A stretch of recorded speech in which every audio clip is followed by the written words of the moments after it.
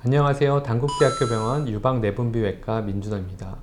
오늘 갑상선암에 대해서 이야기를 나눌 전문가 선생님을 모셨습니다. 네, 안녕하십니까. 저는 내분비내과의 유원상입니다. 만나 뵙게 돼서 반갑습니다. 먼저 갑상선 기관이라는 것에 대해서 좀 설명을 드려야 하는데요. 갑상선은 어떤 역할을 하는 장기인가요? 네, 갑상선은 내분비 기관 중에 하나인데요. 갑상선 호르몬을 만드는 기관입니다. 우리가 이제 갑상선 호르몬은 주로 우리 몸의 보일러라고 역할을 하는데, 민준영 교수님, 우리 집에 보일러가 꺼지면 어떻게 될까요? 춥죠. 네, 맞습니다. 마찬가지로 갑상선 호르몬이 부족하게 되면 우리 몸이 춥고 에너지가 떨어지고 그 다음에 기력이 떨어지고 그런 현상을 나타나게 되는데요. 그래서 갑상선 호르몬이 이런 우리 몸의 대사나 에너지의 역할을 하는 호르몬이다, 이렇게 보시면 되겠습니다. 자, 그럼 민준영 교수님, 갑상선암이라고 하면 착한 암, 그 다음에 유병률이 많은 암, 그리고 이렇게 이야기를 많이 하는데요. 정말 그런가요? 네, 맞습니다. 갑상선암은 실제 그 유방암과 같이 여성암에서 1, 2위를 차지하는 상당히 유병률이 높은 암이고요. 우리가 또 많이 알려져 있는 게 이제 예후가 좋은 암으로 알려져 있죠. 그래서 뭐 약간 통계적인 좀 오류가 있을 수 있겠지만 5년 생존율이 뭐 100%가 넘는다는 보고가 있을 정도로 상당히 예후가 좋은 암인 것은 사실입니다. 근데 하지만 이렇게 예후가 좋은 암의 대부분은 우리가 뭐 실제 갑상선암의 대부분을 차지하는 유두암을 얘기하는 거고요. 그 외에 이제 빈도수는 적지만 뭐 역형성암이라든지 수질암이라든지 뭐 이런 것들은 오히려 다른 암에 비해서 상당히 예후가 좋지 않은 암도 있기 때문에 조금 주의할 필요가 있습니다. 네, 갑상선암은 이렇게 좀 다양하고 그렇기는 한데, 그렇다면 갑상선암의 대표적인 증상은 무엇이 있을까요? 예전에는 이제 만져져서 오는 경우가 실제로 많았지만 이제 1990년대 뭐 이러면서 초음파가 대중화되면서 실제로 증상이 있어서 오는 경우는 드뭅니다. 대부분 이제 검진으로 해서 발견되는 경우가 대부분이긴 하지만 아직도 적은 수이긴 하지만 만져져서 온다든지 아니면 이제 뭐 먹을 때 이제 이물감 같은 것을 호소해서 발견되는 경우도 있고요. 또 간혹은 이제 주변에서 뭐 목에 뭐가 보인다 이렇게 해서 발견돼서 오는 경우도 드물지만 있습니다. 최근에는 갑상선암을 꼭 치료해야 되느냐, 뭐 이런 질문을 많이 하게 되는데요. 아마도 2014년에 발표되었던 논문 중에 이제 갑상선암 과잉진료에 대한 이슈 때문에 그런 것 같습니다. 우리 교수님은 어떻게 생각하시는지?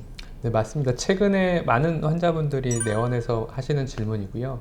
우리가 뭐 그 포털 사이트에서 갑상선암 치면 연관 검색어로 수술해야 되는가가 나올 정도로 상당히 이슈가 됐던 것이 사실입니다. 뭐 그러한 이유로 해서 아마 2015년, 16년도, 17년도는 갑상선암의 유병률이 확실히 한 20-30%, 많게는 한 30-40% 정도 줄었던 게 사실이거든요. 하지만 갑상선암이 진단이 되면 뭐 수술이 원칙인 것은 뭐 변하지 않는 사실입니다. 근데 하지만 최근에도 가이드라인이 조금 바뀌고 있는 것은 크기가 이제 1cm 이하로 적고 뭐 좋은 예후를 시사할 수 있는 소견을 보이고, 또 하나는 이제 환자가 수술을 뭐 견디지 못할 정도의 뭐 다른 질환이 있다거나 하는 경우는 적극적 감시라는 말을 써서 수술을 하지 않고 지켜본다는 경우가 있고요. 여기서 주의할 점은 그냥 지켜보는 게 아니라 적어도 3개월에서 6개월 정도 의료인을 통해서 또 영상, 초음파를 통해서 커지는지 아니면 다른 문제가 있는지 등을 파악하면서 감시를 하게 됩니다. 근데 그런 경우를 제외하고는 아직까지는 뭐 어떻게 보면 사실 정확한 말로는 이제 수술이 원칙이라고 생각하면 될 것 같고요. 수술도 여러 가지 방법이 있습니다. 그래서 뭐 한쪽 면만 제거한다든지, 뭐 전절제술을 한다든지, 임파선의 뭐 절제 범위 등도 여러 가지가 나눠지는데 그런 것들은 개개인의 환자의 암의 특징에 따라서 또 환자의 또 상태에 따라서 달라지고 그거에 따라서 이제 결정을 하게 됩니다. 네, 환자분들이 그 수술을 꺼려하는 이유 중에 하나가 아마 이 목에 나는 흉터 때문일 텐데요. 혹시 흉터를 피할 수 있는 방법이 있을까요?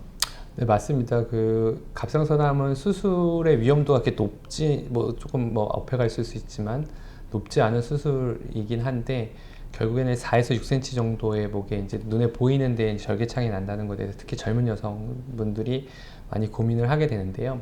그렇기 때문에 이제 그런 것을 줄이기 위한 여러 가지 노력이 예전부터 상당히 많이 시행이 되었습니다. 예를 들면 안 보이는데 이제 상처를 안 낼 수는 없으니까요. 숨기는 방법이 이제 진행이 되는데 처음에는 뭐 귀 뒤로 해서 안 보이게 한다거나 조금 더 발전해서 이제 유륜부나 애가부 쪽으로 해서 수술을 숨기는 방법을 많이 시행을 했었고, 최근에는 이제 구강 내시경 수술이라고 해서 이제 아예 이제 보이지 않는 거죠.